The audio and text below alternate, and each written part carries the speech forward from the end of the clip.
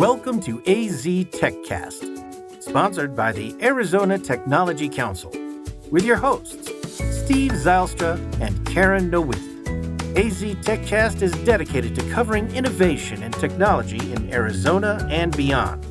Broadcasted monthly, AZ TechCast invites leading experts to have real conversations about what is happening in the tech sector across the state of Arizona.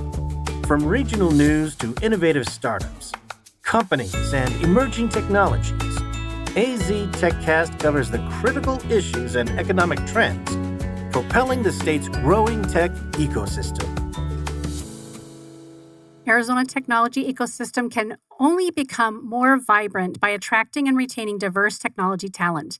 In fact, by emphasizing diversity, equity, and inclusion, of course known as DEI, throughout their hiring process, Arizona businesses can solidify the state's role as a more innovative and vibrant economic powerhouse that sets a precedent regionally, nationally, and globally. And with that, welcome to Phoenix Business Radio, specifically AZ TechCast. I'm Karen Nowicki, president and owner of Phoenix Business RadioX, right here in Tempe, Arizona, at the Max 6 Entrepreneur Center. And I'd like to welcome you to today's episode of AZ TechCast, sponsored by Arizona Technology Council. And while we're in the green room, if we can call it that, I forgot to mention today is the, drumroll please, 25th episode, which thank you, Bianca. I'm so excited. We've had 25 incredibly brilliant episodes of AZ TechCast so far. So we are thrilled to have the partnership with Arizona Technology Council and our sponsors, which we'll have a chance to celebrate in just a bit. So please join me in giving a warm welcome to today's featured guest. We have Angela Huey back with us again. She got to be a guest with us not too long ago on Local First Arizona Good Business Show. And Angela Huey is the president of One Community. Welcome back, Angela. So happy to be here, and thank you so much for the opportunity to be on this panel with these awesome, just remarkable leaders in Arizona. Happy to be a part of the conversation. Thank you for making time for us today. And with us as well is Biju Menon. He's the CEO of Fair Hire. Welcome. Thank you for inviting me, and it's a pleasure to be here. And where are you zooming in from today? Where do you reside? Well, I'm in Austin, Texas at the moment. I'm normally between London and Austin these days, and few other places, including Phoenix, Arizona. And because we are growing globally, and that makes me have to be there in places to make sure our business plan and stick to the timelines. Very good. Well, thank you for making time for us today as well. And Steve Tepper, he's the executive director of Arizona Center for the Blind and Visually Impaired. Welcome. Thank you so much for having me. Really appreciate it. Likewise. And are you here in Arizona as well then? Here in Phoenix, yes. Very good. All right. And Erica Young, Enterprise Solutions Architect for SHRM. Welcome. Hi, I'm excited to be here. Thank you for having me. And I assume you're going to ask where I'm zooming in. Yeah, absolutely. I am just outside of Washington, D.C. in Alexandria, Virginia. I love it. With all of you being from so many different places, a lot of our shows for this particular podcast are local folks, right? But I always love when we branch out besides our outside of our state. Bianca, the other thing I failed to mention, and maybe Daryl told you, we got to meet with Jasna, who we met at the AZ Tech Council when the Montenegro crew came through. And she was a guest on our show yesterday, one of my shows, from the Startup Business Flourish. And so it's so neat that these opportunities, when we can connect like this and have these candid, raw conversations about business and technology and really elevating communities. We had someone, I said across the pond, but she's, borders Italy, I think. So it was really fun to have her at 10 o'clock at night on a show with me. And so grateful the introduction that you provided us when I got to sit on that panel and invite those constituents from another country here. So I thought that makes me so happy to hear. And I just think more and more you can't talk about Arizona without talking about it in the global context. So that makes me so thrilled to hear that. And I love that because that's really what AZ Tech Council and this particular podcast are all about, right? We're doing everything we can to further our ecosystem here in Arizona.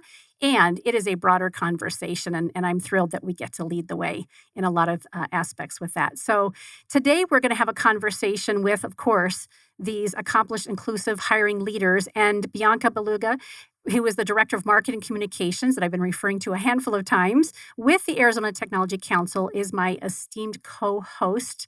And we're very excited to talk today with you all and have our listeners be inspired around how to hire technology talent more intentionally and more inclusively. We have a lot of interesting content to cover, so we're going to go ahead and dive in.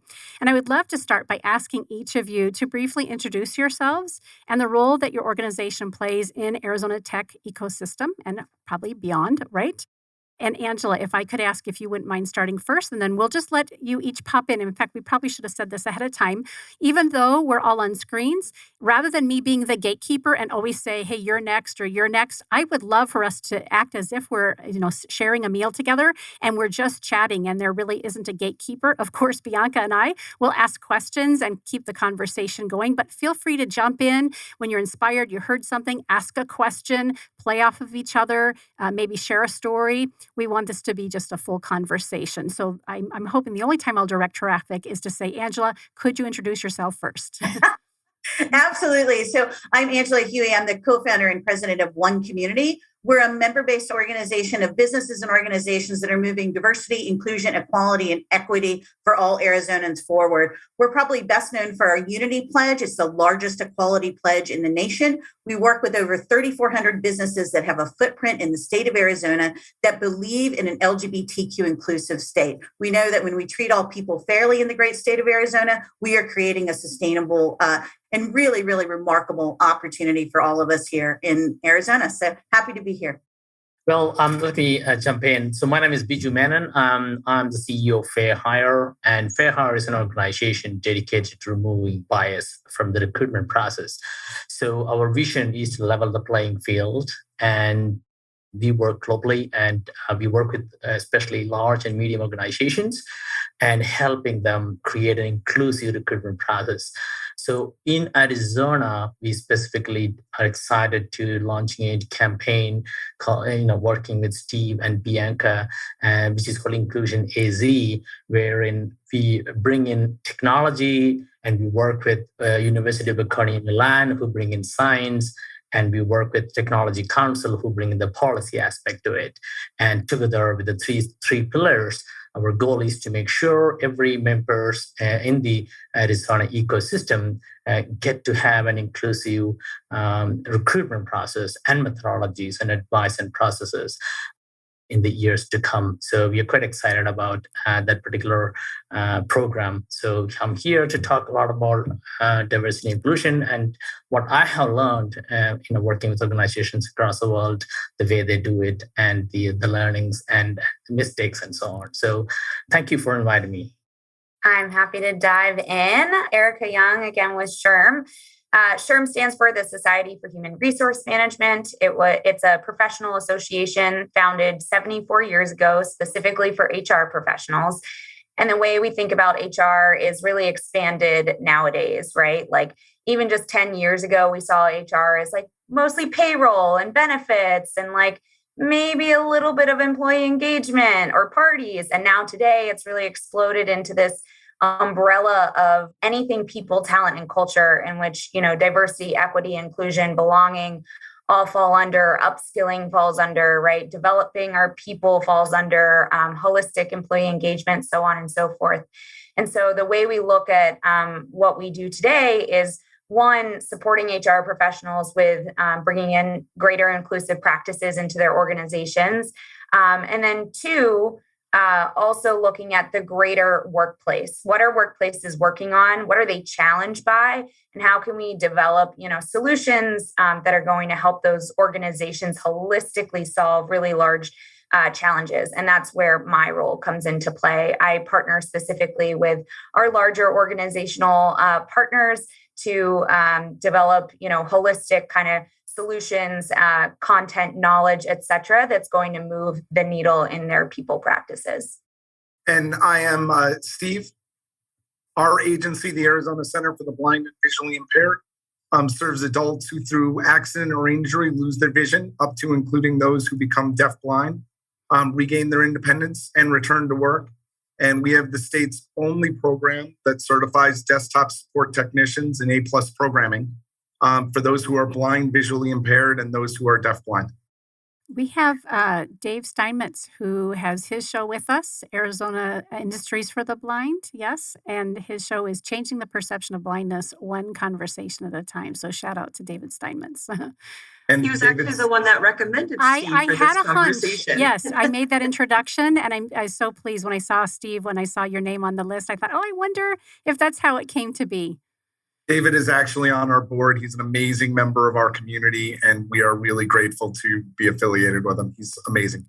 Excellent. Well, I love all the introductions, and I greatly appreciate you being here. I have no doubt we're going to have a well-rounded conversation.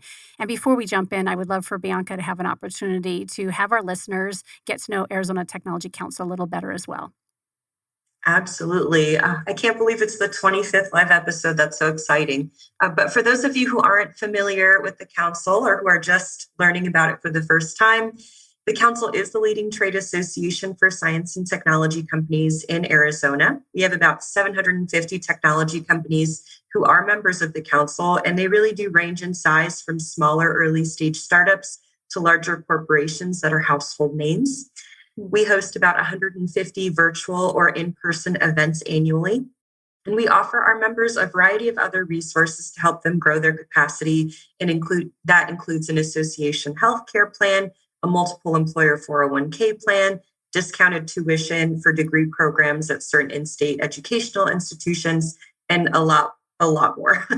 We do also advocate for a tech-based pro-growth and business-focused agenda at the federal, state, and local levels. And I'm excited to share that we just actually released our 2021 annual report, which showcases our legislative wins and progress from the past year and how we support our member organizations. So if you ever want to get involved or learn more about the council, you can visit us at aztechcouncil.org.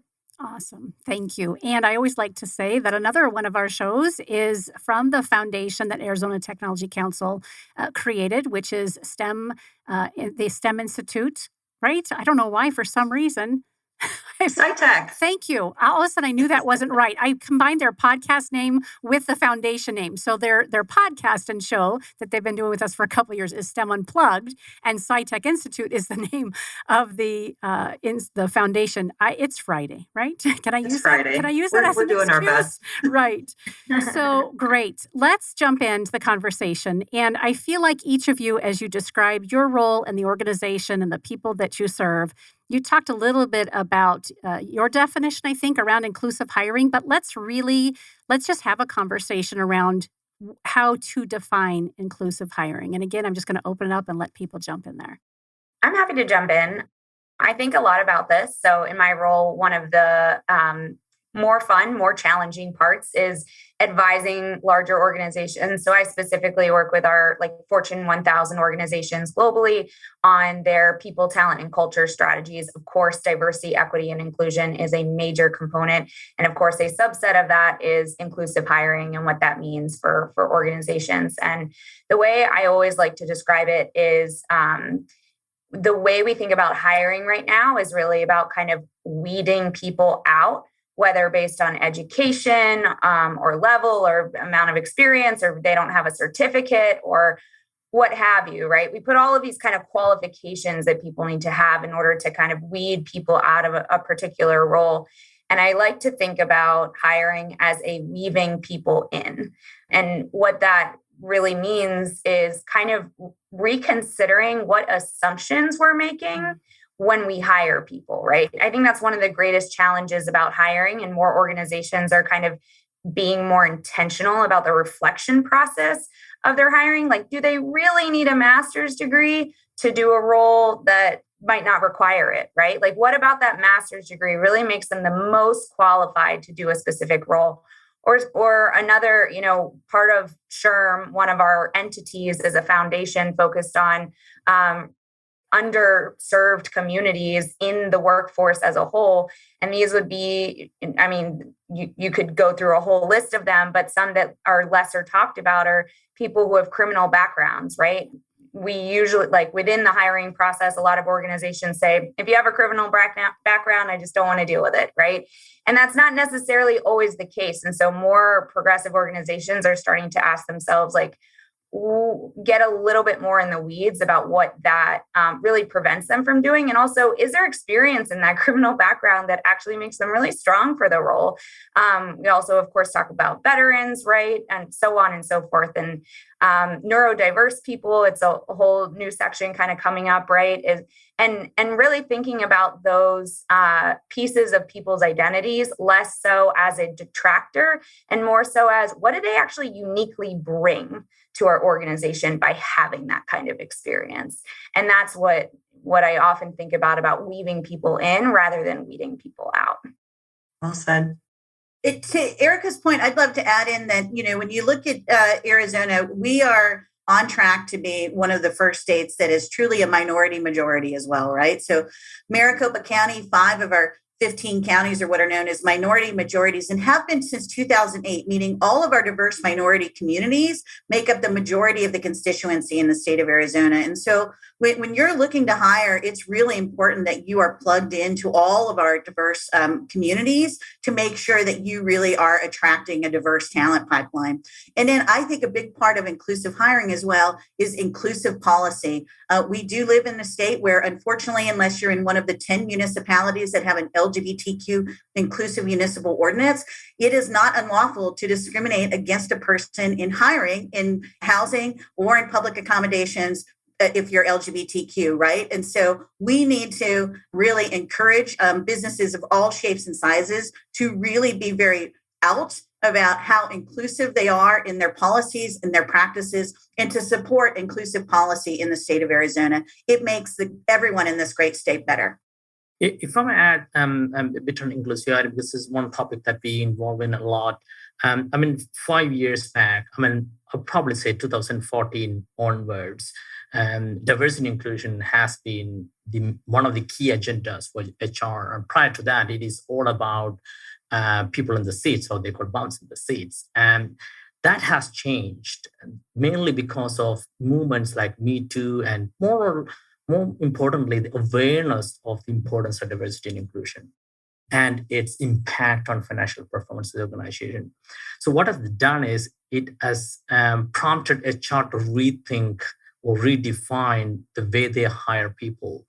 And that's not necessarily the process. It's about logistical aspect. Whether you have enough infrastructure to accommodate disabled people to come and attend interviews. Do you have the right panels? If you need diverse panels to make sure there is no group individual biased thinking that come in play. So it is about psychological and logistical and process redefinition to make sure every candidate gets equal opportunity. And this is when inclusive hiring has become one of the key focus area for HR. And to me, the definition is holistic.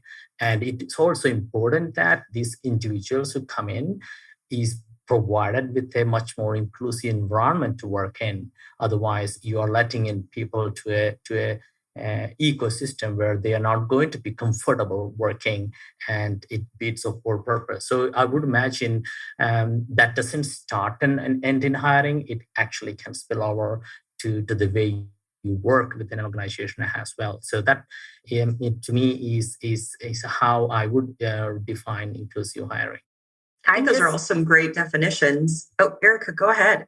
Sorry, I just want to follow up on that one point Bijou made there about like the focus on belonging in particular, right? Like a lot of organizations are putting a lot of emphasis on this like inclusive hiring piece first, and then saying like, all right, then we'll figure out how to make everyone feel included and like they belong in the organization. But oftentimes we see it's best to start with belonging, right? It's best to start internally in the organization. How do you create structures, processes, procedures? How do you revise organizational policy? How do you change, the biases that actually exist within the organization before you start to invite, or at the same time, because nothing's perfect, right? But like essentially, if an organization does foster a sense of inclusion to the extent that people feel like they belong, the question around inclusive hiring becomes a lot easier, right? Because that belonging or air of belonging really feeds in to the hiring process in every way. And if you have people that really do feel like that, they will do their darndest to recruit other diverse folks into the organization from their own communities. And they'll say, we're not just putting on a face here. Like, we actually are really diverse, and we really do all feel like we belong to the extent that they can, right? And so I think that piece often gets missing in this conversation around inclusive hiring in particular. Is there's actually a ton of work internal to work on, at least at the same time as the inclusive hiring piece as well. Yeah, it's a tapestry, right? It's a tapestry or a quilt versus separate framed photos that are just in the lobby, right? It has to be interwoven, and it has to be a living, breathing experience so that the culture, the comfort, the success, as well as the hiring process, all are singing from the same sheet of music. Love that. Yeah. Bianca, do you want to move us toward the next question? Sure. So I know it's about time for our first commercial, but before we do that, I wanted to plant the seed of the question that I want everyone to weigh in on next. So I think a lot of companies really have great intentions when it comes to inclusive hiring, but face a number of barriers or challenges or access to resources that allow them to bring that to life. So what are some of the biggest challenges that you all have seen organizations face in adopting some inclusive recruitment and perhaps retention practices as well? So sit on that as we go to our first break, and then you can decide and fight to get to see who speaks first. With that, in just a moment, we're going to hear from Arizona Commerce Authority, who is AZ TechCast 2022 innovation sponsor. The Arizona Commerce Authority is the state's leading economic development organization with a streamlined mission to grow and strengthen Arizona economy. Let's give an opportunity to hear from Arizona Commerce Authority and give them thanks for the opportunity to be with us. Our streamlined pro-business approach helps you achieve more by putting less between you and future success. Less red tape, lower taxes, less distance separating you from the tech leaders of tomorrow. This innovative ecosystem will supply your business with tools and resources to compete in the 21st century and beyond. But your future is more than just business success. In Arizona, the lifestyle you want is at your fingertips. Explore cities known for their Southwest heritage and modern vision. Enjoy beautiful scenery and endless outdoor activities on land, water, or snow. And if you're looking for a little friendly competition, we've got plenty of teams to choose from. With constant sunshine, vibrant culture, and natural wonder, Arizona provides a style of living that's entirely unique. People from all over the world call our state home. From student leaders who fill the classrooms of our top-ranked universities, to a skilled and abundant workforce that's ready for what's next, to the neighbors, friends, and peers we interact with daily, Arizonans are united by a pioneering spirit that moves us forward. So as you look to the future, know that it's filled with the perfect balance of innovation and high-quality living that makes life better here.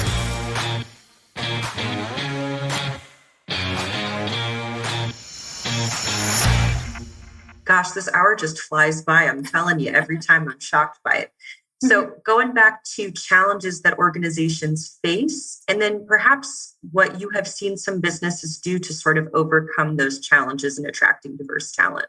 So first of all, a big shout out to Bianca, who was doing the head bob that I desperately wanted to do, but didn't want to look foolish during the music. We had a client yesterday go with their job coach to apply to a major national retailer. And they were told by the general manager partway through the application, we don't take those people here. And we talked to their EEO office, and really what he meant to say was, and it came out obviously terribly wrong, what he meant to say was, if you are disabled, you have to apply through this separate office, and we don't do that at the store level. That is humiliating, it's embarrassing, and it's an enormous barrier that, while well-intentioned, the idea behind it, when speaking to them, is they want to make sure that those applications get treated differently and that the correct accommodations are made. But what you have done is you've humiliated someone to the point where not only do they not want to apply to your organization, They're questioning whether or not they should be applying to any organization. And I think with good intentions, I give that as an example of with good intentions, we do lots of things, but don't think through the end user, right? The end user is the person living with the disability or somebody else who needs that accommodation. We don't think about how that looks or how that plays itself out. And that plays out in a number of different ways in the workplace across lots of different populations. Steve, can I jump in and ask you, what does the EEO acronym stand for those who are unfamiliar? Equal Opportunity Office.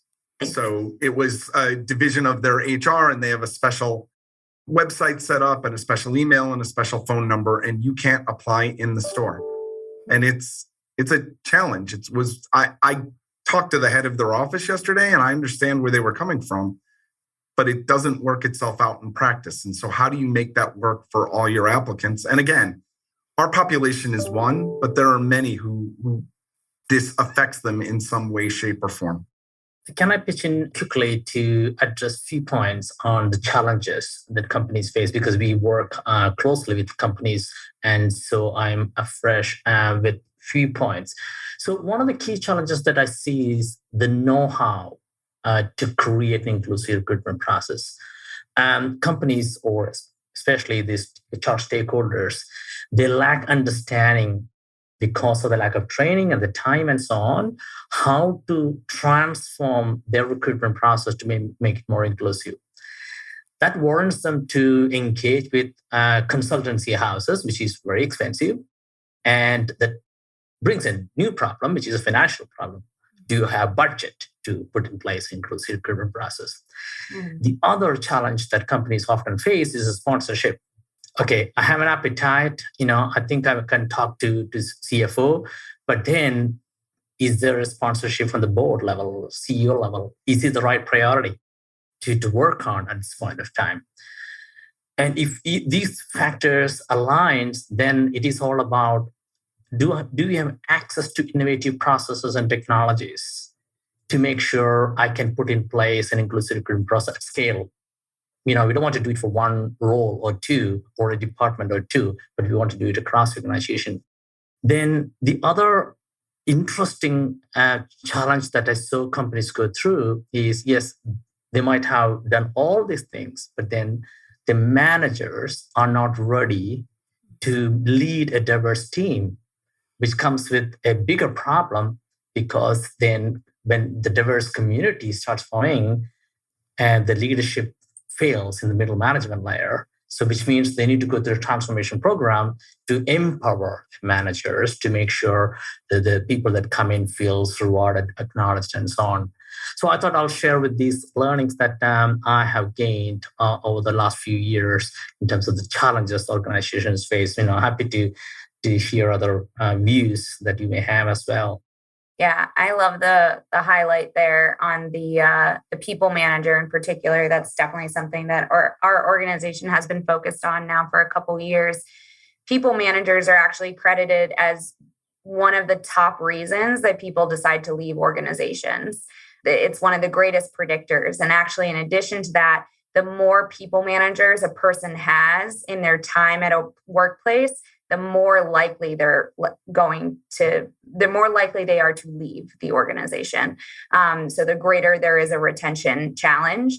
Lots of reasons for that, but Bijou, I think you hint on a really important reason, which is just that people managers are often ill-equipped to support a variety of different people. And one of those reasons we've pinpointed is oftentimes a lack of empathy and understanding for the people on their team, which is another area that we're really focused on. And I'm sorry, this is my cat. This is her tail. So she says hi. Her name's Suki. But definitely the people manager piece. One shameless plug, if you know any HR folks who need some training on overall diversity, equity, inclusion, and belonging, that's one of the things that we do and support in particular HR professionals with, but also people managers with.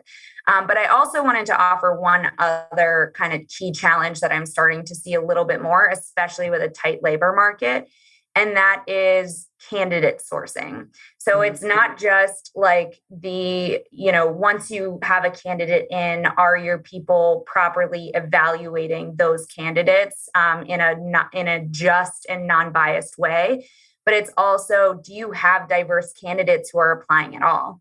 And a lot of organizations aren't. And one of the things that organizations are really starting to rethink is what we call an employee value proposition, an EVP. And an employee value proposition is essentially, why would I work there? What is so valuable about working there that I should put in the effort to apply? Right. And like, what's resonating with your brand, with me as a person?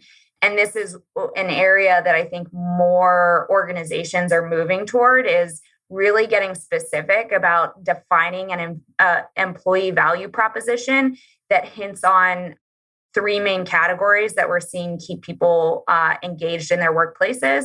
And that's purpose, pay, and people. So do they feel like they're contributing to a greater purpose, right? Pay is pretty simple. Is compensation solid enough that I can live? And then I think people is also really important here. We know that as the population continues to diversify, it's not just important to diverse people to work with diverse people, to work with other diverse people, right? It's actually important for even those who are less diverse in the traditional means, right? To also work with diverse people as we continue to see diversity in the kind of expand, if you will, across our population as a whole. And so that's one area that I think more organizations are having to get crafty on, is why are people going to work there, and how do they attract the right people? And by right people, I mean, how do they attract a diverse group of people at the onset before they even get to the interviewing process? Yeah, Erica, to your point, this is such a fabulous conversation. I really do think policy and where organizations stand on inclusive policy is really important. I know I'm jumping ahead probably on questions, but like here we are in the great state of Arizona, where we have a bipartisan introduction for an LGBTQ statewide update, employment, housing, and public accommodations. And for the first time since this bill has been introduced in some shape or form for over a decade, it actually gets an educational hearing. So we take a step forward. We take a step forward as a state to become more inclusive and to value everyone, including LGBTQ Arizonans. But then literally a week later, our governor signs two really harmful anti-LGBTQ pieces of legislation. And so, we're at risk not just to losing really talented LGBTQ Arizonans, we're at risk to losing two entire generations, millennials and Gen Z, again, the most culturally diverse generations in America's history. They are the workforce and the leaders of today and tomorrow. Overwhelmingly, they are LGBTQ inclusive. 20% of millennials identify as LGBTQ. When you look at Gen Z, they look at their orientation and identity on more of an evolutionary scale. Half of Gen Z identify as wholly heterosexual. That means the other half does not, right? And so we have a responsibility as a state to have inclusive policies.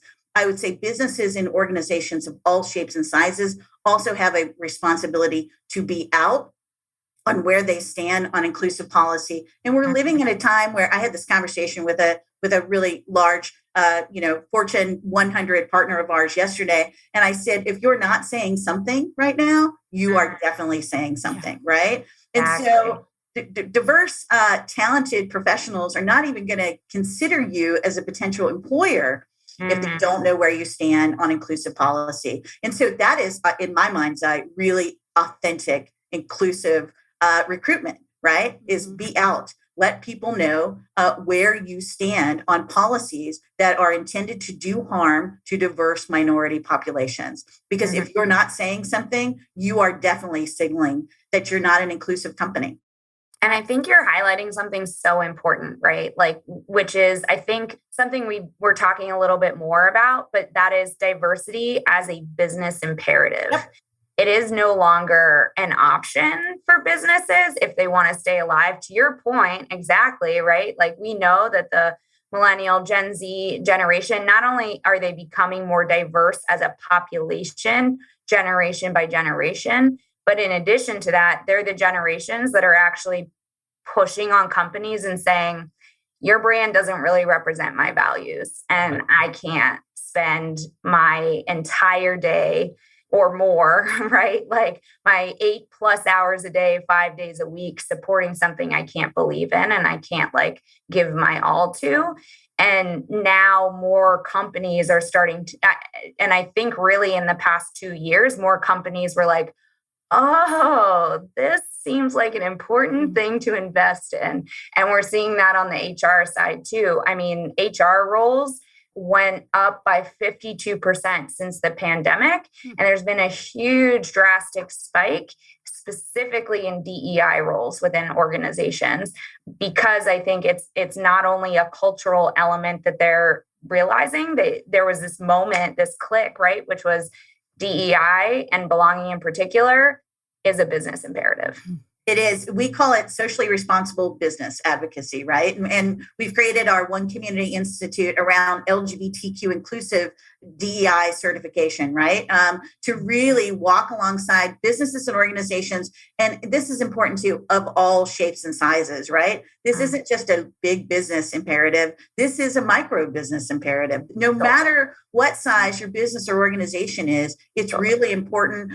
To your point, Erica, earlier, and you keep pinging on that you create belonging within the culture of the community, of the organization or business, and then it works its way outward, right? And so we walk alongside partners of all shapes and sizes with our One Community Institute, and we offer open institute trainings because we for smaller businesses and smaller organizations too, because you shouldn't have to be a certain size, right? Your team shouldn't have to be a certain size to have access to this really, really important training, right? To really truly be authentically inclusive. So and the social responsible business advocacy piece is a business imperative, in particular with younger people. They want to know where you stand on issues of inclusion. Mm-hmm. Yep. And I keep thinking about social media and the role that plays in encouraging, in a positive way, encouraging us to continue to bring these things to light and fix it, right? Because we're so easily get to have these conversations, sometimes good or bad, doesn't matter, but at least we can continue to have a voice when in the past, sometimes the bigger businesses has been the voice and the lead in that. So let me move to the next question if we can. Again, to Bianca's point, it goes so quickly and we have a lot of ground we want to cover. What is technology's role in eliminating bias from the hiring process? Is there a place for behavioral science or artificial intelligence? Well, this is a topic that I can contribute a bit. So the choice of behavioral science and artificial intelligence is a very interesting one. As you probably would have noticed, there is a recent legislation back in New York where they are limiting organizations from 2023 January onwards the usage of artificial intelligence. And that is going to change the way technology is shifting when it comes to tackling biases. The argument is artificial intelligence can have biased outcome based on who developed it and certain other parameters which determines how the technology works. The sanity of data is very important and so on. So behavioral science to me is well placed to solve societal problems. And what FIRE does is we manifest the behavioral science to technology layer to help companies create an inclusive recruitment process. In terms of the role of technology, to me, it is about scaling a process to a level that humanly it is not possible to do. So, for example, if organization would want to do an inclusive recruitment process, they hire a small team, could be interns and so on. They black out the resume with names and genders and ethnicities and so on to make sure they can screen resumes, anonymous resumes. But if an organization wants to do that across the board, then technology plays a role. So which also means that large organizations and medium organizations, they really rely on technology to create that scalable process. The other aspect is sustainability. So it's like weight loss program. How can you create a program that is sustainable, that you can continue having a optimal weight? It is exactly the same way. How can you create a process that is sustainable over a period of time, not just for a month or two, And this is where technology adds value. Mm-hmm. Other aspect that I've seen is bringing the power of possibilities. Technology opens up ways of doing things, right? I mean, years ago, there is no way to anonymize resume unless you black out with a black ink. Now, technology innovations that like Fair Hire allows you to do that, in a click of a button. So these three aspects is a game changer, and this is what technology plays a role. If you look into small organization and say like startups, diversity is not their bigger problem. The bigger problem is creating a fabric. That's why they always co-founders start with friends and so on. They don't face the problem of diversity because they're too early to think about diversity. But you look at medium-sized organization, a large-sized organization, typical HR function, they're like 7% of the whole organization on an average, or 4 to 7%. And they are busy. They need to look after, as Erica mentioned, a number of things, like employee wellness, payrolls, and so on. On top of that, if they want to create a transformation program to introduce new methodologies like fair hiring, inclusive recruitment process, they just don't have time. And this is when time adds to the pressure. This is a bias creeps in. The classical saying of you have 7 seconds to sift through a resume and you immediately looking into name, education institutions, or already made a decision because of preconceived notion. I'm safe to go ahead with this candidate because I know similar candidates have worked well in the past. So I'm not going to take risk because I don't have time to dive in more. Mm-hmm. Now, that time pressure is where bias will come in. And what technology allows them to do is to make sure every employee in an organization stick to a process where they can make sure fairness is achieved. That is gold dust for shareholders, because for what shareholders worried about is the return on investment. And they can't sit in every interview room and tell hiring managers what to do, what not to do. But where in a technology can come in play and ensure that this is made possible. So we can dive in detail a lot, but just to give a glimpse of the role technology can play and the level of organizations the technology add values that's also something that we need to take care of. I have a lot of things to talk about, but just briefly some pointers for us to brainstorm and think about. I love that, all of that. So for context, I was part of our SHRM Labs team, which looks at the exploration of work and technology to identify trends and see where there are places. That's actually how Bijou and I met. And I want to mention 2 really unique examples for pondering, for fodder, if you will, that I think are really great examples of how technology can be used and can be used well. One, very simply, is a technology that identifies bias language in the performance review process. Reason being, this isn't so much on the inclusive hiring side, but it is on the inclusive promotion side. And we know from working with organizations that the higher you get in an organization closer to CEO, the more male it gets and the more white it gets. And there's a ton of data from a variety of sources that are showing this across the board. And there's a lot of reasons for that. But one of those reasons is consistently BIPOC individuals and women and people who are diverse for a variety of reasons aren't often seen for their strengths. They're seen for the things that they lack in relation to the people manager. And if the people manager isn't a value, so there are lots of issues here, but one of the things is a performance review usually isn't a good time to be evaluating a person's leadership style. But it happens. A performance review is supposed to say, did you meet your performance indicators, right? Did you accomplish that which we set out for you to accomplish, yes or no? What we see more often, though, are these kind of moments. And it's not that there's not opportunity for coaching, but we see more so they use this as a time to say your leadership style was a little bit off. Like you didn't exhibit great decision-making ability right there. It's a really good example of a male, female, or masculine, feminine kind of difference in leadership quality trait. Men really value quick decision-making. Women really value collaboration. And it's not that collaboration doesn't lead to decision-making. It's just that it involves more voices. Quick decision-making is usually a one-person kind of decision. And so that's an area that's been shown where masculine, feminine kind of approaches are different, not better or worse, but different. And then so this technology identifies those biased language pieces that a manager might include in evaluating their staff, which might prevent them from being able to move up in the organization, or might be a data point that does lead to that. The other example I like to use is around people managers, right?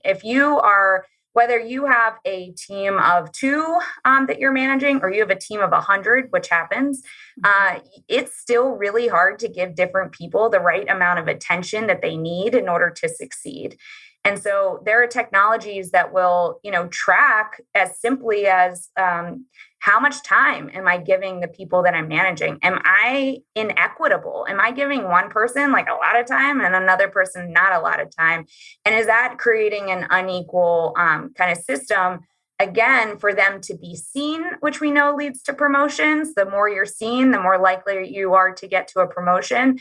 And does it also lead to an imbalance in leadership development, which also might end up preventing them from ascending throughout the organization? So there are some really interesting ways tech, and I loved, Bijou, your organization, I know is focused on the hiring side, but there's lots of interesting ways to bring in inclusive practices throughout the org. So I know we have one more sponsor that we're going to have to give a shout out to in just a second. I wanted to take a moment to share. Before working at the council, I worked for an ed tech startup that provided proctoring services.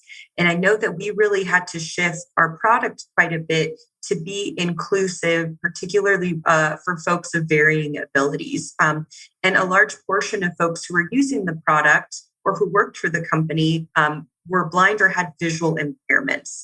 So I want to pull Steve into the conversation.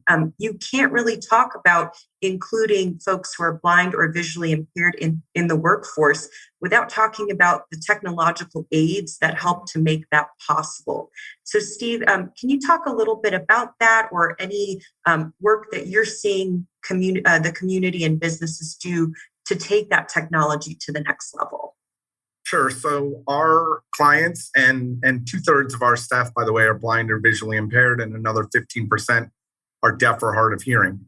Our clients live on assistive technology, and so do most of our staff. And without it, they really can't get by during the course of the day. So if you're asking, our clients to come in and fill out a job application that is, you have to write it in or isn't accessible to a screen reader, it's impossible to do so. So an example of that is when the vaccine first came out for COVID, our state was flying, and they got this amazing online system up and running. But it was completely inaccessible to screen readers. And on top of it, the vaccine system that was set up, you needed to go in a car and wait in your car. Well, the ride system for people who are blind and visually impaired, there's no waiting. And they wouldn't see people who were walk-ins. So if you weren't in a vehicle, you didn't get to go. And so the system was set up in a way, much like many of the hiring systems are, for the majority and not for the minority. That applies to our clients, but it applies to lots of other people who are members of other groups. And so there are efforts from some employers to ensure that their systems are screen reader accessible. It is cheap. It is not time intensive at all. It is really easy to do. And it should be a standard, but it is not. I will also tell you, we have this desktop support technician program. Our IT department is blind and visually impaired. So when I started, my computer needed a new hard drive and new RAM. I watched someone who was completely blind change that out in 5 minutes, having no visual cues, no ability. They put their cane in the corner of the room, changed it out, grabbed their cane, and walked out of my office. Our people have an advantage in this one way. Because they have been turned away from so many jobs, they are so incredibly hungry to succeed. And our goal is to help them get to the starting line. But it is an environment that is not welcoming to that. And our group is not the only group who that affects. It affects many other people living with other abilities and also members of other minorities. Amazing, Steve. Yeah, absolutely brilliant story. All of the examples that each of you have shared are so important for people to listen to just sit with, and then, of course, take action. So thank you. We are closing in on the end of our hour together. We're going to take a break for our last little sponsorship announcement. Bianca, I'll let you kind of determine which questions we want to make sure we get in. I know each of you have had a chance to kind of consider where we'd go, so I'll leave that to our Arizona Technology Council. I was going to say advocate. So with that in mind, 2022 Tech Advocate sponsor is JDH Insights. They are a leader in coaching and executive development. JDH Insights is committed to helping organizations cultivate and leverage their most important and complex asset, their humans. And with that, let's hear from JDH Insights. Thank you, JDH Insights, for being our 2021 Tech Advocate sponsor. A leader in coaching and executive development, JDH Insights is committed to helping organizations cultivate and leverage their most important and complex asset, their humans. Visit jdhinsights.com to enhance leadership and improve team dynamics to take your business to the next level. All right, I'll go ahead and jump in and ask that last question. We talked about a couple of different possibilities for questions that we wanted to close things out on, but I really think I want to spend some time painting the picture of what a more diverse workforce could lead to. So my question for you all is, what are the long-term benefits of building more diverse organizations? And do you have any case studies where over time you've been able to see some really exceptional results after some DEI initiatives have been implemented? So if I could jump in, and it's not workforce related, but it shows what happens when you start young. Mm-hmm. Way back when I had a full head of hair, I ran Arizona's largest fully inclusive summer camp for children living with developmental disabilities. And it had such a profound effect, not only on the children who are typically developing, but on the families. And so I've kept in touch with a lot of those families over the years. And those kids are now adults and older than my kids and contributing in society. And it has changed the way that they hire. It has changed the way that they work with others. It is, I think, very much many of them describe it has changed the very essence of who they are. And so when we exclude others, we shrink our world. When we include others, we grow our world. And I think that holds for all of us. And when you make a workforce, a society, a world that is more inclusive, I think we all grow and I think we all get better. And I know that there are lots of studies that show in terms of financial positive effects, et cetera. But I think we truly do become better people. I love that. And I'll keep this short. It reminds me so much of a quote I came across recently, which said, there is blindness in sameness. There is blindness in sameness. And I think that's totally true. To your point, I think that one of the greatest benefits that we're likely to see is an expansion of, like how you described it, right? Ourselves. I think there's also an expansion for business. There's expansion for innovation and knowledge and change when more people are included and encouraged to contribute.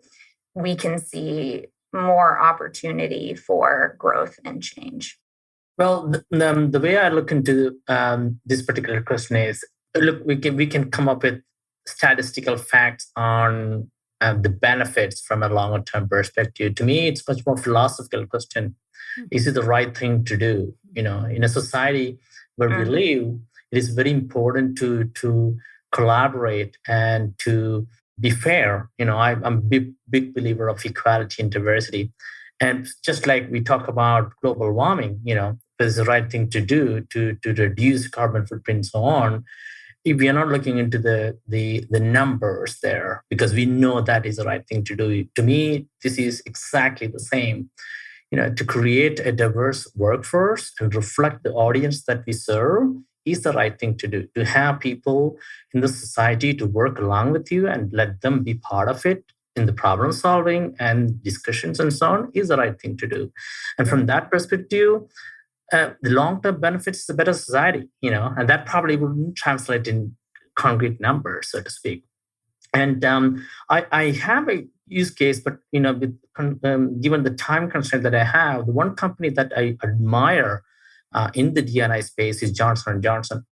I think when they launched in 1896 or 1806, I'm not sure when that is, they had 8 out of 14 employees were women. And from that point onwards, they have been incredibly diverse across the journey. Now their percentage of gender diversity is 51 to 48 or 52 to 48.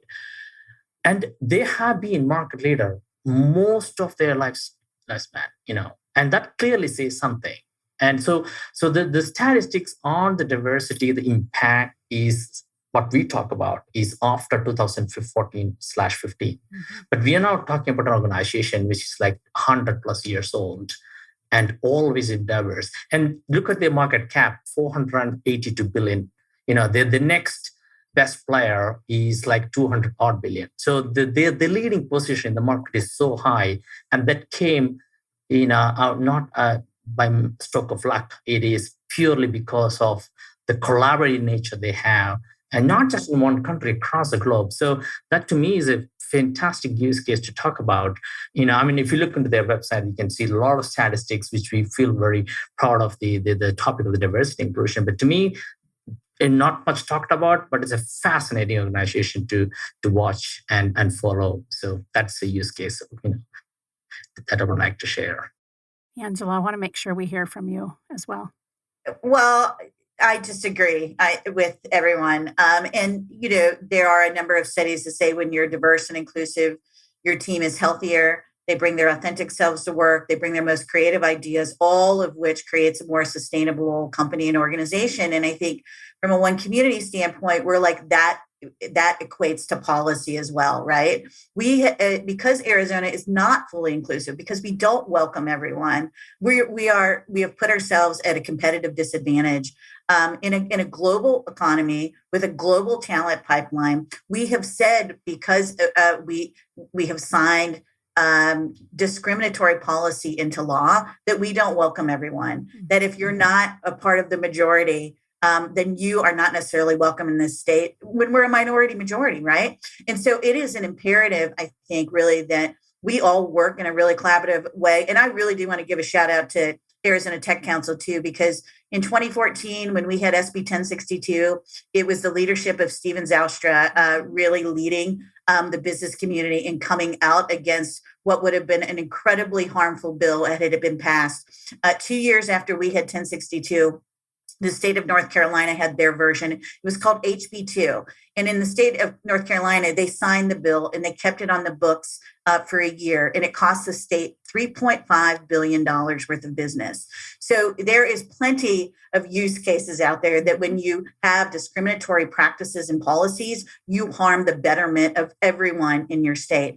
And I love this great state, and we want to be the most competitive state that we possibly can be. And the way to do that is to truly celebrate, respect, and protect everyone that lives here and be open for business to everyone. That's how we do it. And then everybody wins, right?